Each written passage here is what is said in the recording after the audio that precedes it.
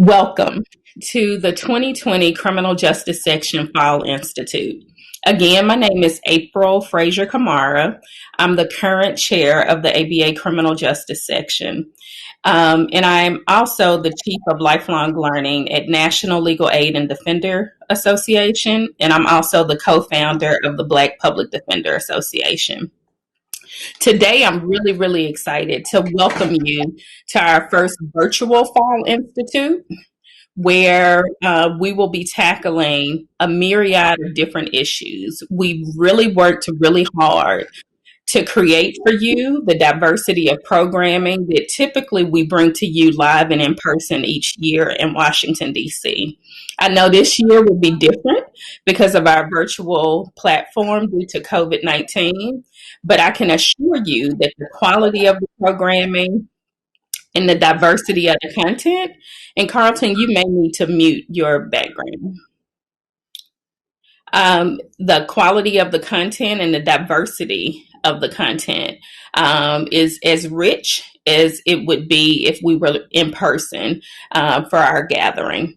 I would like to start out by saying a special thank you to our sponsors of the Fall Institute, which includes Goldstein and Orr, Kevin Napper, Cozen O'Connor, Kynes, Markman, and Feldman, William Shepard, and also Zuckerman Spader. And a special thank you to Sandy Weinberg, who is always a great asset to the criminal justice section and leading us in securing sponsorships for our fall programming, where it can continue to be a free resource to the legal community. I also want to say a special thank you to the American Bar Association staff. As you can imagine, this has not been an easy year. Transitioning from planning in-person meetings to virtual events is a huge learning process, but they have done it with so much grace and patience that you would never know the amount of work and dedication that is required in order to execute programs of this nature. So I want to say thank you to the ABA staff for your work and your dedication. I also would like to do a quick housekeeping note about the CLE programming before people begin to ask questions. The CLE program will be automated in a similar way as when we're in person. You'll receive an email notification of how to submit to your individual state for CLE credit. And this particular platform actually monitors whether or not you attend the full session. So be sure to make sure that you stay in your session if you want to receive full CLE credit. Okay? All right. So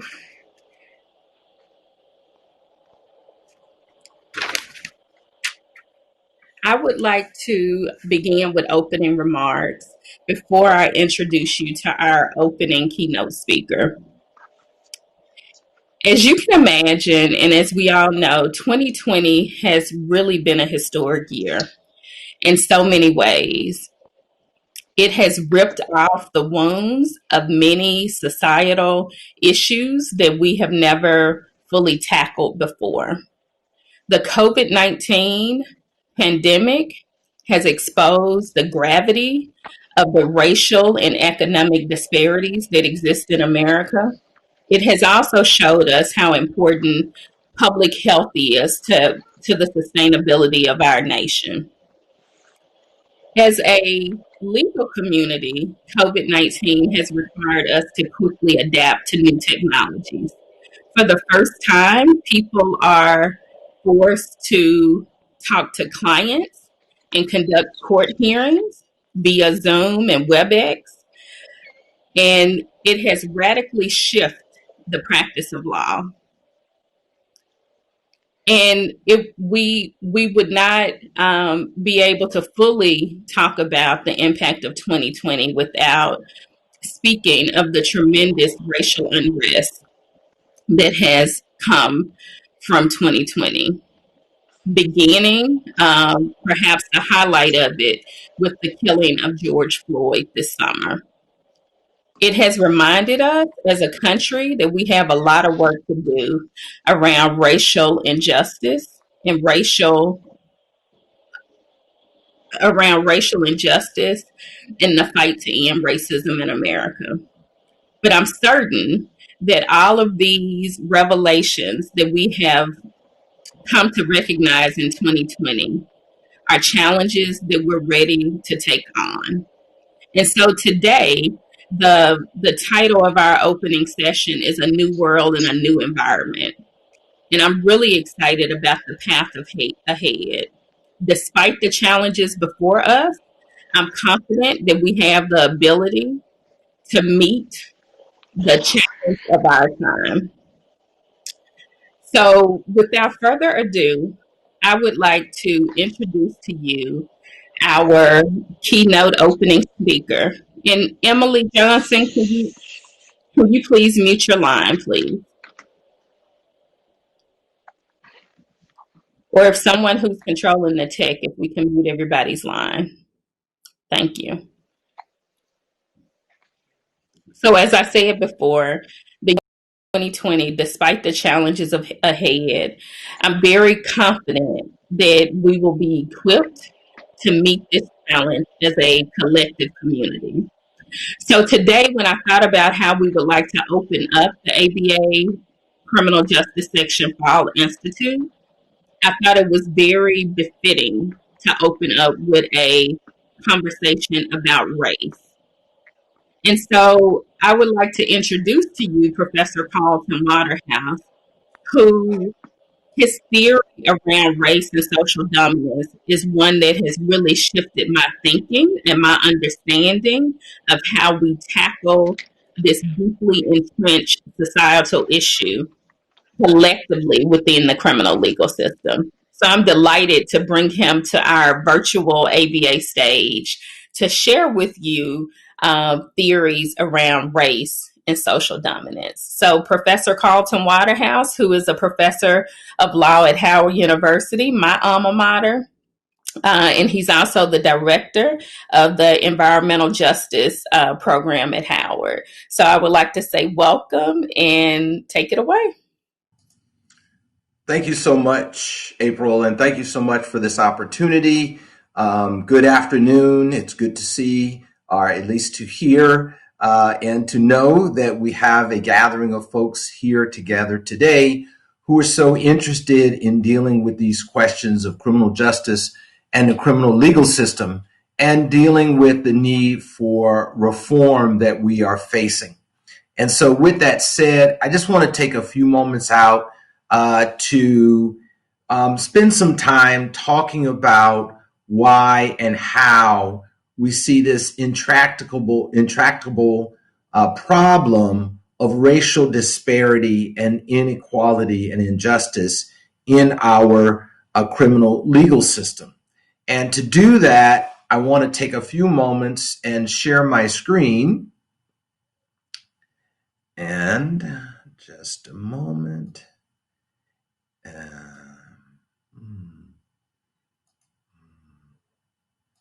This is It's sharing now, Professor Waterhouse. all right. Is it sharing a PowerPoint screen? I think if we give it some time right now, it's blank. It may catch up. Okay.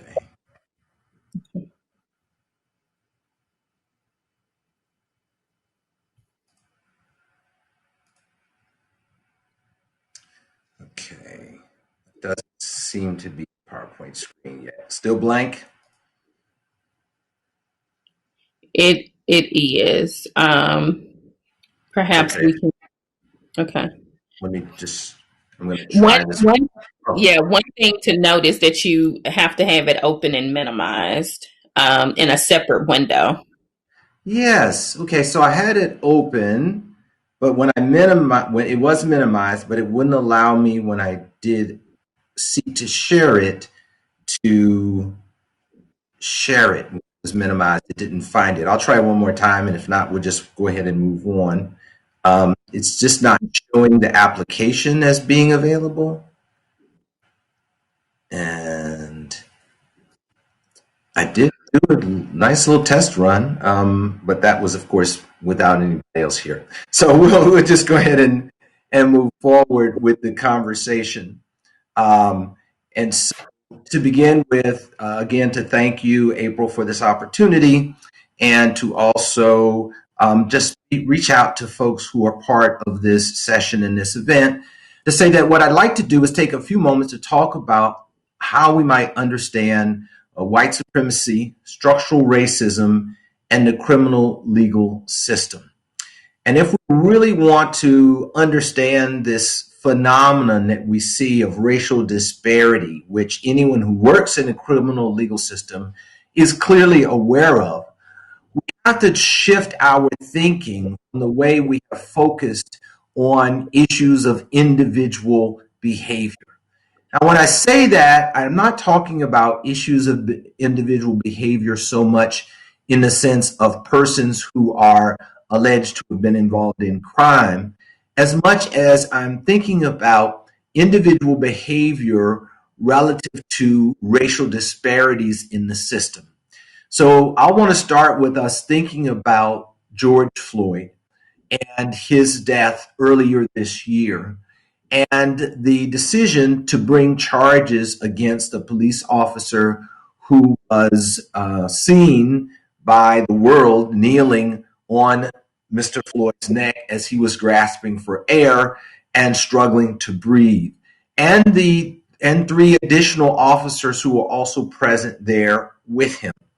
And the concerns that were raised about this behavior could be addressed in two ways. One would be to say that that officer and that officer's fellow officers all were bad apples. And as a result of being bad apples, they acted in a way that was an aberration of what we expect of police officers.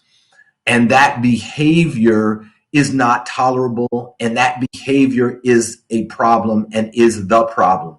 And if we deal with that behavior of bad apples like those officers, we will no longer suffer from this plague of unarmed African American people being killed by police.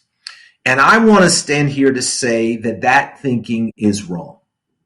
And that thinking is wrong primarily because it fails to recognize that in our nation, the problem of police killings of unarmed African Americans, for example, cannot be divorced from other aspects of our society and the reality in which we live.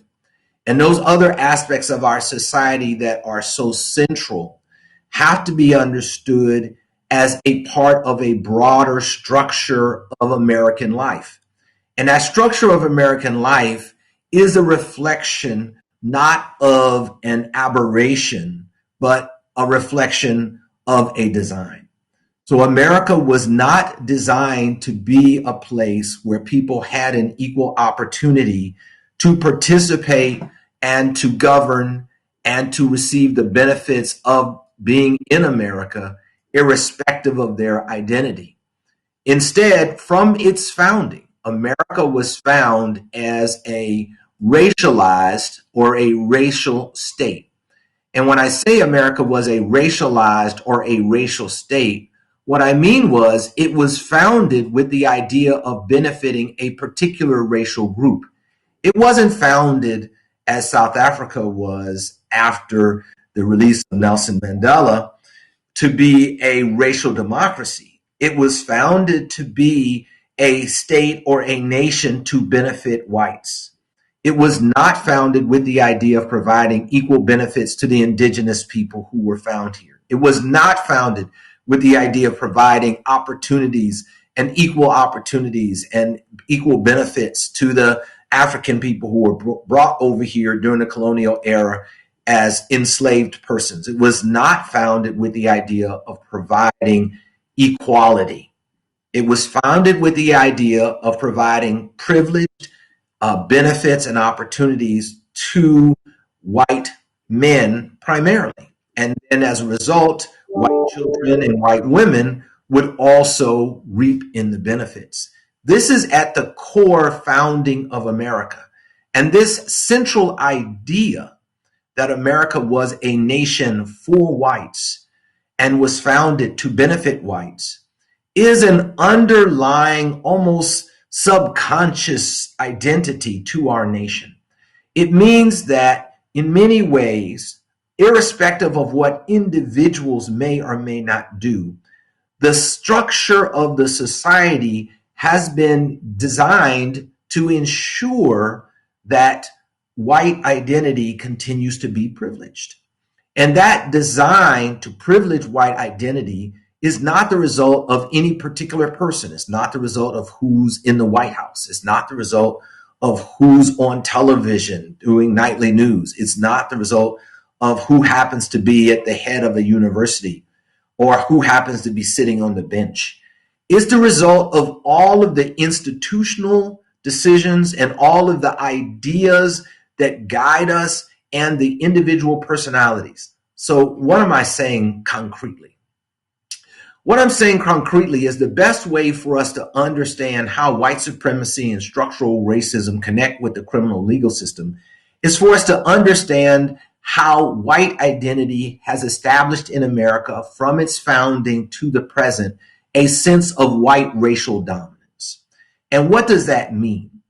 That sense of white racial dominance is not a matter of people who have bad ideas or don't like other people because of their racial identity. This is irrespective of what one might think or feel as an African American or a Latinx community member or an Asian American or a member of the indigenous tribes or as a white American. This is a reflection of the way the society has been structured and designed at its core. And that structure and design can best be understood if we just take a moment to understand how social dominance works. Social dominance you might think of as a way of explaining how and why certain groups in different societies dominate over other groups. This phenomenon is not special or unique to America, right? So we can think about the idea of being in Northern Ireland and the religious conflicts between the Catholics and the Protestants in Northern Ireland. You could think about being in Rwanda, and you can think about the tribal conflicts between the Hutu and the Tutsi in Rwanda. You could think about being in Japan during the feudal era and think about how being a part of a particular clan or associated with a certain feudal lord would give you a certain status and privilege and identity over other Japanese. You could think about India, which is almost a textbook case, and how the Indian caste system relegated certain positions of authority in the society for people who had a certain caste identity. If you were at the bottom, you were a Dalit, people who were called untouchables, and were designated and delegated by the system to be at the bottom. And so when we think of America, we see the same reflection based on identity, particularly indigeneity, racial identity is what we're focusing on today. Religious identity matters. Sexual identity matters. Whether or not you are a male or a female mattered. Those kinds of identity designations for the nation mattered about what your privilege, what your status was, what your opportunities were, and where you would end up. And so when we understand America in that context, it helps us understand that the criminal legal system is a reflection of the rest of the society, and that its institutions continue to maintain the status quo of the society unless those institutions are changed to go in a different direction. So let me talk a little more specifically. If you were to think of the American society in three different ways, as three different legs of a stool, and how social dominance or racial dominance in our American context works, it would be best to understand it as the ideas that we hold that make dominance seem right and proper. It would be the institutions that actually carry out dominance themselves. in the way those institutions do their work on a day-to-day basis. And it would be the individual preferences of members of the society with regards to dominance. Some people like equality very strongly. They believe in equality wherever they are. They fight for equality. And some people are very comfortable with dominance. They believe whether it's dominance of an individual or dominance of particular groups. And this is called the social dominance orientation. How are you as a member of our society oriented towards dominance? And all of this will fit together shortly as I break it down for you. So the first thing we need to think about is the dominance of ideas. If we look at it in a historical context, women were not allowed to be in positions of authority in the society historically because of the idea that women were inferior. And that idea was broken out by other ideas like women are irrational, women are prone to hysteria, right? Hysteria, excuse me. And this idea that women were irrational and overly emotional and prone to hysteria and weak and frail, that idea then justified and legitimated saying, no, we don't allow women in our medical program to become doctors. No, we don't allow women to work in these positions of authority. No, we don't admit women into our program for law or program for science, right? All of those ideas then became a justification in the institutions of the society for treating women in a particular way. In the same way, if we think about race, it's not accidental that the only group of people in America who had a legacy of racial slavery were African descended people. Indigenous people, Asians, Latin, or Hispanics, and whites were not prone to slavery, not in the United States. Why? Because there was an idea that was presented to the American public to say that African people and people who were descended from Africa were legitimately enslaved because first they said they did not have souls. And so since they did not have souls, the church sanctified them being enslaved.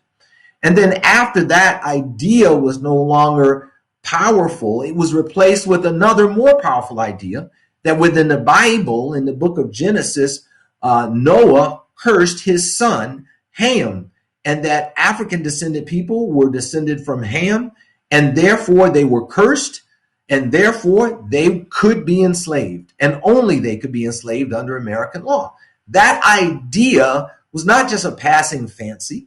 Those ideas provided the legitimation for slavery in America for 2.5 centuries. And if you read the history of the abolitionists, you'll find a number of tracts that go through to try to refute and deconstruct and dismantle those ideas, which led to the justification of the enslavement of African people.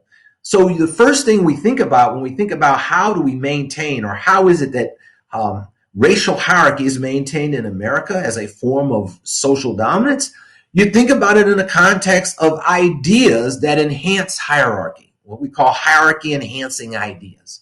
And those hierarchy enhancing ideas were also reflected during the Jim Crow era with things like African or Black inferiority, right? There was just this basic belief that Black people were inferior. We see that and that idea of Black inferiority continuing even into the current era with writings by people who argue that there is a intellectual gap between African descended people and whites. And that idea has been reflected in the bell curve and other books and other arguments. Adam Sandler's legal theory, mismatched legal theory, is many ways grounded in a similar idea that basically says that, hey, when we just look at Black people in America, they're just not as smart as white people. And because they're not as smart, they don't do as well. It's kind of just the way it is, right? And those ideas then provide a justification and legitimation.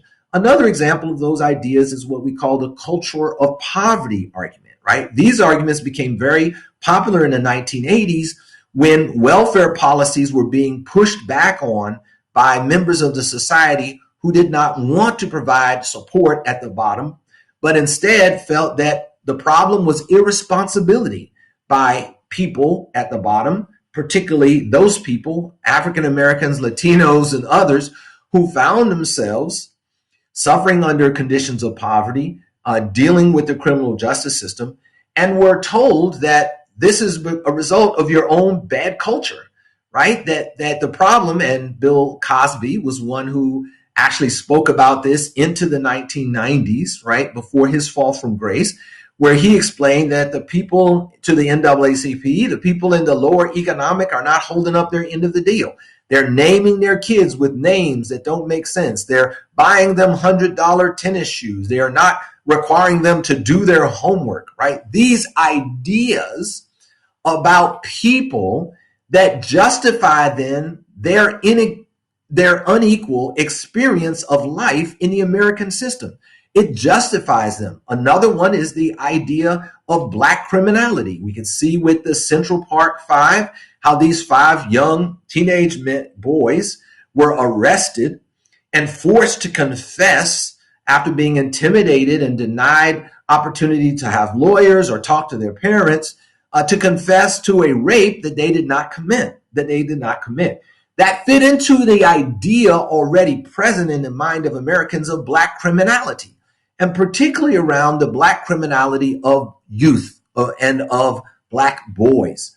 And that led to the creation of a new idea of a super predator. And so there was this idea of these black boys who were super predators, who were going out and had no empathy at all for other human beings and lacked any kind of concern for their well-being, and that they were going to take over our nation, and that we had to then protect ourselves. And so these ideas are not irrelevant, they're powerful, right? And they sit in the minds of juries, and they sit in the minds of judges, and they sit in the minds of lawyers, and they sit in the minds of persons who suffered under some criminal mistreatment against them, who then need to recall who people were and what people looked like who committed crimes, even when they didn't see them and they're not sure about it, right? It influences our psyche and the way we understand the world. Jesse Jackson said one time when he went to an ATM, if he looked around and he saw a young black man walking up, he felt that he needed to be more careful, right? There's the ideas that are in our society that infect our minds, irrespective of what our own racial identity may be, that criminalize black identity. This is going to affect the police. This is going to affect how police stop people. It's going to affect how police neighborhoods and communities. It's going to affect how police deal with people and what their beliefs are about them, right? These hierarchy-enhancing ideas then become the foundation for practices and institutions. So if we think about institutions in the society, if the hierarchy-enhancing ideas are the brains of social and racial dominance, then institutions are the hands of social and racial dominance. So institutions are the mechanisms in the society that literally put the policies and the practices in place, right? So the institution of slavery was a mechanism by which plantation owners and all of the laws of slavery, right? Laws against allowing enslaved people to read, laws against allowing enslaved people to write, laws against even in some places setting enslaved people free or being a free person in the jurisdiction, right? These were the laws that are laws to protect the property rights of slave owners, so that when an African person escaped slavery and went into a free state, right, they could be retrieved without even having to resort to the law, right? So any white slave owner in Mississippi could pay a slave catcher to go to Pennsylvania, grab a black person and bring them back. Whether or not it was the same person didn't matter, because the state of Pennsylvania, when they tried to pass legislation to protect their free blacks from being picked up and wrongfully taken away from that jurisdiction, was told that the Constitution protected the rights of white property owners and that the states could not infringe on those property rights, right? So slavery is an institution. It's reflected in the legal system. It's reflected in the judicial opinions. It's reflected in the way people judge, right? the institution itself becomes the mechanism by which this racial dominance is manifest over and over and over again. So what are the institutions we're concerned about? These are institutions that we will call hierarchy enhancing institutions.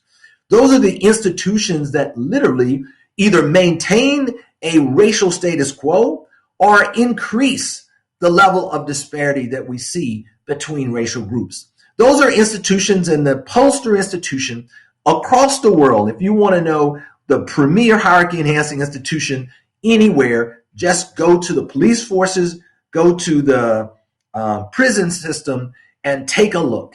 And it's very clear, if you go in any society and you look at who is in their prisons, you will know who is a subordinated group. What is a subordinated group identity in that society? Because they will be overrepresented in that society's prisons. If you go to Germany and you go to France, you will find the Roma people overrepresented.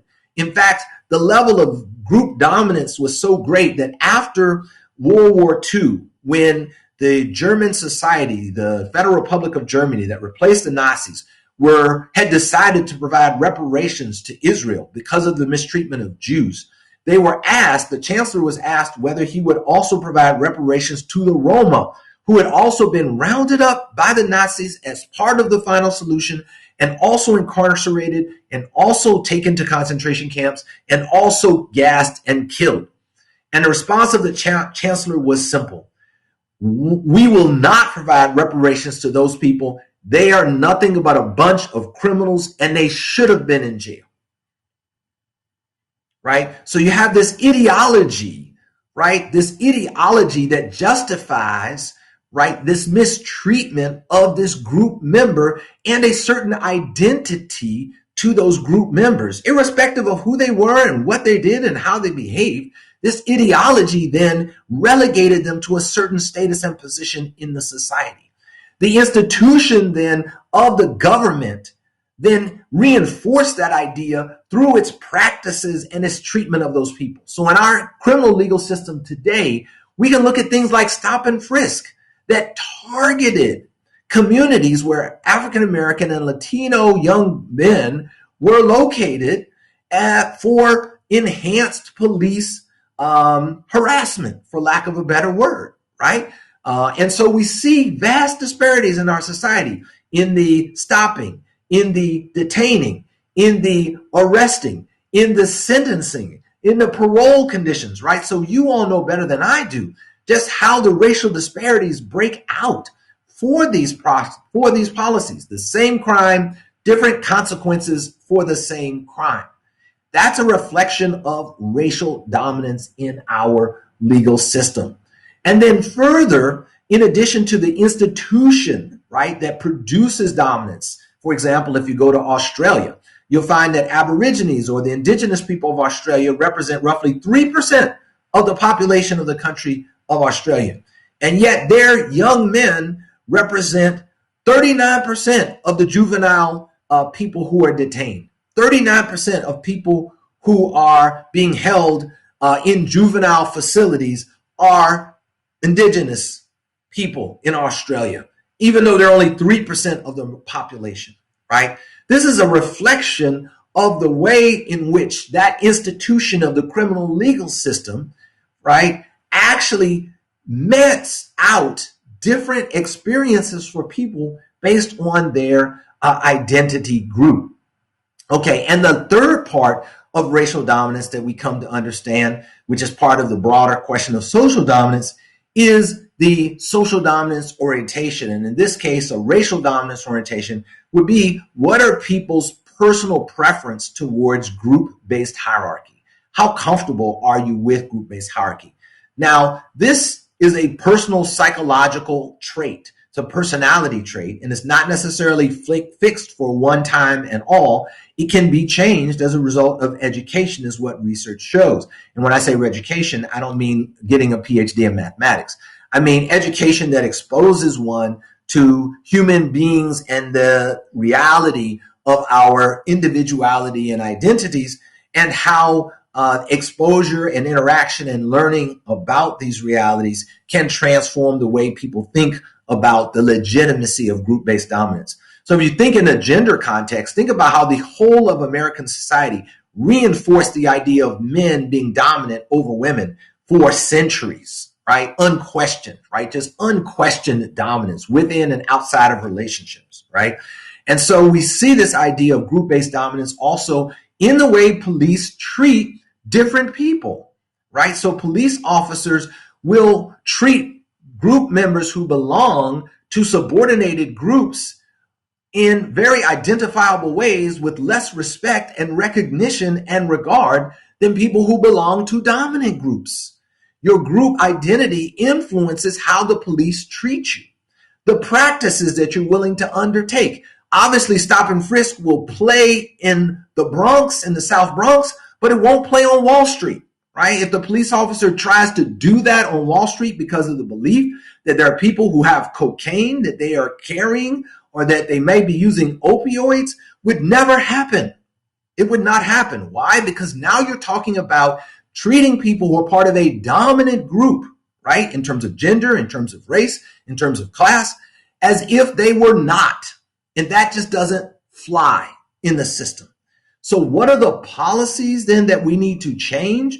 We need to change the policies within our society and within our criminal legal system that continue to reinforce this idea of subordination of communities of color. So disparities in policing practices, disparities in sentencing, disparities in incarceration, disparities in arrest, those should be seen as signs of problems, not as just the way it is. So that status quo has to be dismantled.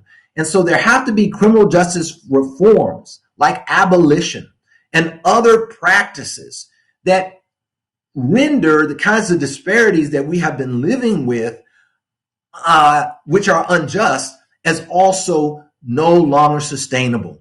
And so what we need is a commitment not to deal with a few bad apples, but a commitment to transform the system that is producing those bad apples, that is keeping those bad apples where they are. And that's a transformation of our criminal legal system. And that's also at the bedrock of the abolition movement. And so, and the defunding the police movement as well. And so we need to see those types of movements used as mechanisms to transform a system that otherwise is maintaining racial dominance in a way that is fundamentally unjust and no different than the old Jim Crow. When you think about what Michelle Alexander taught us about the new Jim Crow, it's a system that time is ultimately going to pass judgment on as being a continuing reflection of white supremacy and structural racism. Thank you very much for your time. Thank you, April, for this opportunity.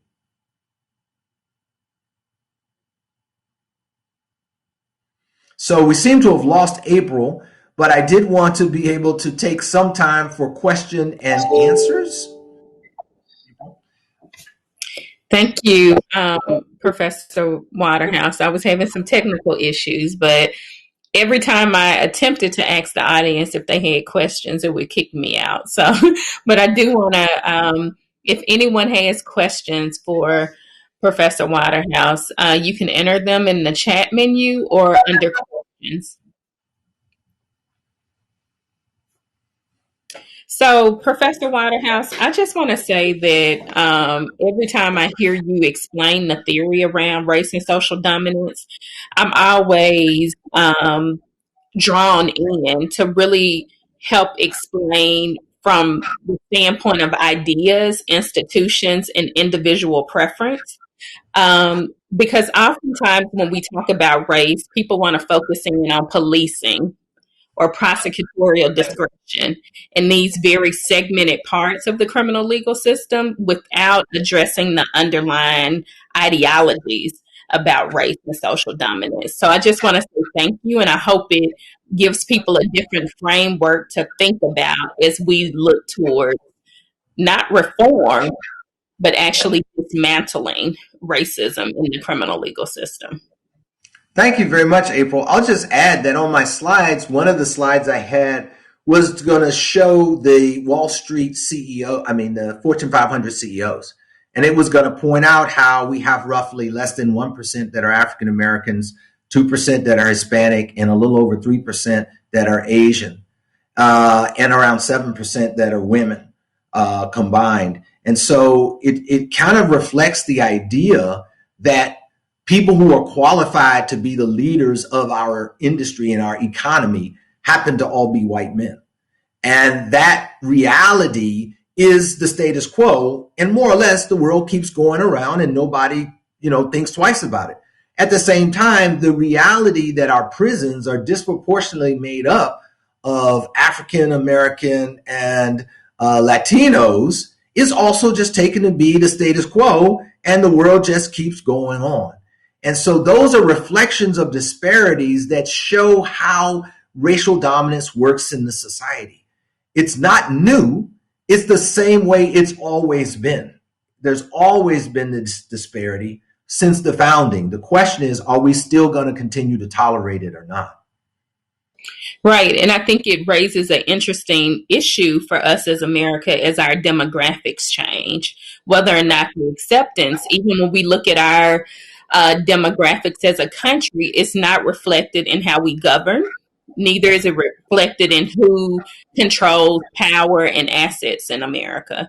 And so I think the reckoning that we have to do right now as a country is really centered around whether we'll continue the traditional model of race and social dominance, or will we challenge ourselves to really do the work that started 400 years ago around building these institutions and ideas?